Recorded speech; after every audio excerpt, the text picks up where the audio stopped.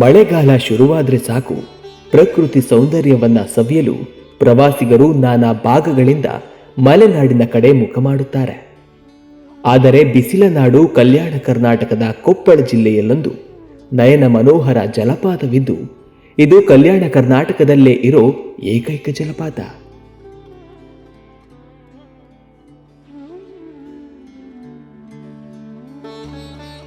ಬಿಸಿಲನಾಡು ಕೊಪ್ಪಳ ಜಿಲ್ಲೆಯ ಕುಷ್ಟಗಿ ತಾಲೂಕಿನ ಕಬ್ಬರಗಿ ಗ್ರಾಮದ ಬೆಟ್ಟದ ಮೇಲಿರುವ ಈ ಜಲಪಾತದ ಹೆಸರು ಕಪಿಲತೀರ್ಥ ಜಲಪಾತ.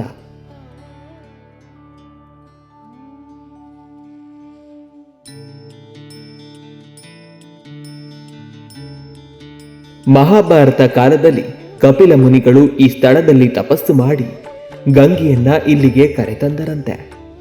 ಇದರಿಂದಾಗಿ ಈ ಜಲಪಾತ ಸೃಷ್ಟಿಯಾಯಿತು ಎಂಬ ನಂಬಿಕೆ ಇಲ್ಲಿನ ಜನರಲ್ಲಿದೆ.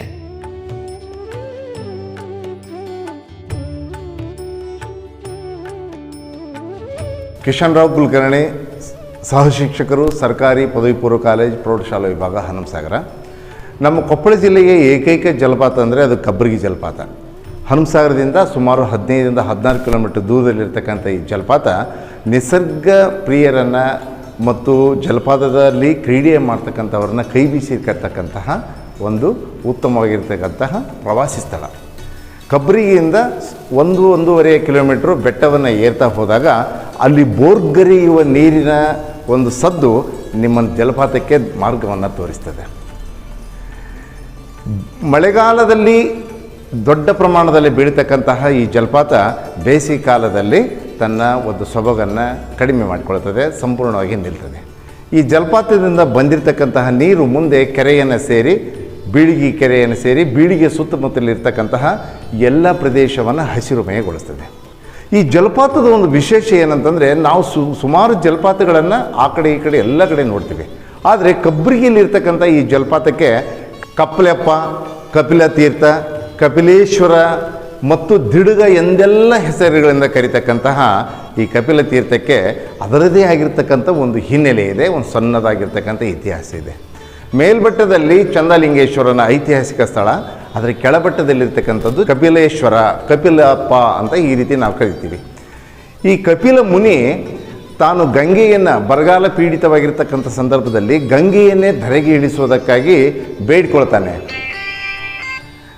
ಆಗ ಆ ಗಂಗೆ ಮಳೆ ಬಾರದಿದ್ದಾಗ ಗಂಗೆಯ ಮೇಲೆ ತನ್ನ ಸಿಟ್ಟನ್ನು ತೋರಿಸಿ, ಈ ಕ್ಷಣದಲ್ಲಿ ನೀನು ಧರೆಗೆ ಇಳಿಯದಿದ್ದರೆ ನನ್ನ ರುಂಡವನ್ನೇ ನಿನಗೆ ಸಮರ್ಪಣೆ ಮಾಡ್ತೀನಿ ಅಂತ ಹೇಳಿ ತನ್ನ ರುಂಡವನ್ನೇ ಕತ್ತರಿಸಿ ದೇವಿಗೆ ಮಳೆ ದೇವತೆಗೆ ಸಲ್ಲಿಸ್ತಾನಂತೆ.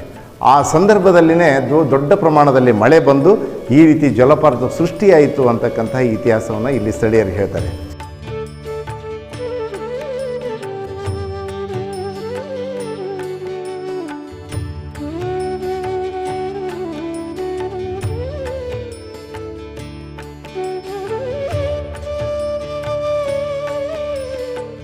ನಮ್ಮ ಹೆಸರು ಬಂದುಬಿಟ್ಟು ಕಲ್ಲನಗೌಡ ಪಾಟೀಲ್ ಅಂತೇಳಿ, ನಾವು ಕಬ್ಬರಿಗೆ ದಳಪತಿಯವರು.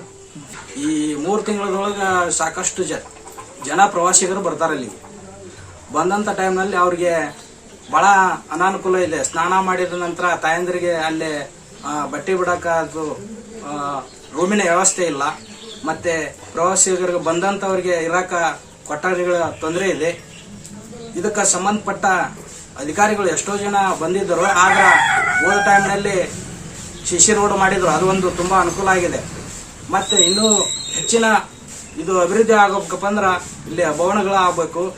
ಮತ್ತು ಮಕ್ಕಳಿಗೆಲ್ಲ ಹೋಗೋ ಬರೋ ಇದು ಇನ್ನೊಂದು ಏನಪ್ಪ ಅಂದ್ರೆ, ಈಗ ಬರ್ತಕ್ಕಂಥವ್ರು ನಾನಾ ಕಡೆಯಿಂದ ಜಿಲ್ಲೆಯಿಂದ ಬರ್ತಕ್ಕಂಥವ್ರು ಸ್ವಲ್ಪ ಅಲ್ಲೇ ಡ್ರಿಂಕ್ಸ್ ಮಾಡೋದಾಯ್ತು, ಬಾಟ್ಲಿ ಹೊಡಿಯೋದು, ಈ ಥರ ಎಲ್ಲ ಮಾಡ್ತಾರೆ. ಎಲ್ಲರಿಗೂ ತೊಂದರೆ ಆಗುತ್ತಾ. ದಯವಿಟ್ಟು ಅದು ಸ್ವಲ್ಪ ಸಂಬಂಧಪಟ್ಟ ಅಧಿಕಾರಿಗಳು ಅದೊಂದು ನಿಲ್ಲುವಂಥ ಕೆಲಸ ಆಗಬೇಕು. ಸ್ವಚ್ಛತೆಯನ್ನು ಕಾಪಾಡಿಕೊಂಡು ಉತ್ತಮವಾದಂಥ ಪ್ರವಾಸವನ್ನು ಕೈಗೊಳ್ಬೇಕಂತ ಹೇಳ್ತೇನೆ.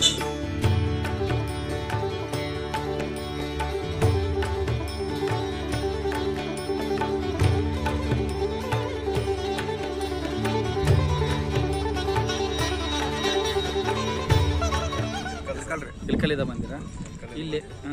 ಮಳೆ ಈ ವರ್ಷ ಉತ್ತಮ ಮಳೆ ಆಗ್ತಾ ಇದೆ.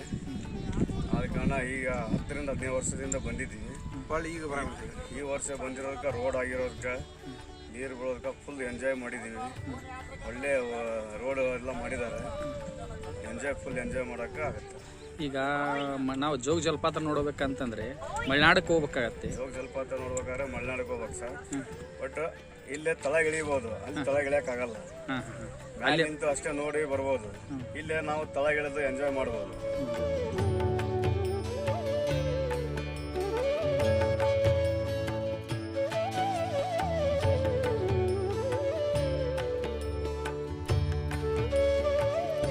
ನಿಮ್ಮಲ್ಲಿ ಪಾಲ್ಸ್ ಬರ್ತದೆ, ಕಪಿಲ ಪಾಲ್ಸ್ ಅಂತೇಳಿ.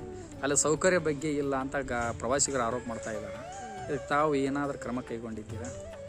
ಸರ್, ನಮ್ಮದು ಕಬ್ಬರಿಗೆ ಗ್ರಾಮದಲ್ಲಿ ಒಂದು ಫಾಲ್ಸ್ ಇದೆಯಲ್ಲ ಸರ್, ನಮ್ಮ ತಾಲೂಕಿಗೆ ಅತ್ಯಂತ ಹೆಮ್ಮೆಯಾದ ವಿಷಯ. ಜಿಲ್ಲೆಯಲ್ಲೇ ಮತ್ತು ಹೈದರಾಬಾದ್ ಕರ್ನಾಟಕದಲ್ಲೇ ಏಕೈಕ ಜಲಪಾತ ಅಂತಾನೆ ಪ್ರಸಿದ್ಧವಾಗಿದೆ ಸರ್. ಅದಕ್ಕೆ ನಾವು ಸಂಬಂಧಪಟ್ಟಂಗೆ ಗ್ರಾಮ ಪಂಚಾಯತಿ ಸಾಮಾನ್ಯ ಸಭೆಯಲ್ಲಿ ಈಗಾಗಲೇ 2 ಸಾರಿ ಚರ್ಚೆನೂ ಆಗಿದೆ ಸರ್. ಆ ಪಾಲಿಸಿಯಲ್ಲಿ ಬರ್ತಕ್ಕಂಥ ಮಹಿಳೆಯರಿಗೆ ಮೂಲಭೂತ ಸೌಕರ್ಯಗಳನ್ನು ಒದಗಿಸಿಕೊಡಬೇಕು ಅಂತೇಳಿ ಚರ್ಚೆ ಮಾಡಿದಾಗಿ ಕೂಡ ಈ ವಿಷಯವನ್ನು ನಾವು ಅರಣ್ಯ ಇಲಾಖೆದವ್ರಿಗೆ ತಿಳಿಪಡಿಸಿದಾಗ ಅವ್ರು ಏನು ಹೇಳ್ತಾರೆ ಸರ್, ಅಡ್ಡಿ ಮಾಡ್ತಾ ಇದ್ದಾರೆ. ನಮ್ಮ ಗ್ರಾಮ ಪಂಚಾಯತಿಯಿಂದ ವತಿಯಿಂದ ಬೇಡ, ನಾವೇ ಮಾಡ್ಕೊಳ್ತೀವಿ, ನಾವೇ ವ್ಯವಸ್ಥೆ ಮಾಡ್ತೀವಿ ಅನ್ನೋ ಒಂದು ವಿಷಯ ಪ್ರಸ್ತಾಪ ಮಾಡಿದ್ದಕ್ಕೆ ನಾವು ಇದುವರೆಗೂ ಏನು ಕ್ರಮ ಕೈಗೊಂಡಿಲ್ಲ ಸರ್.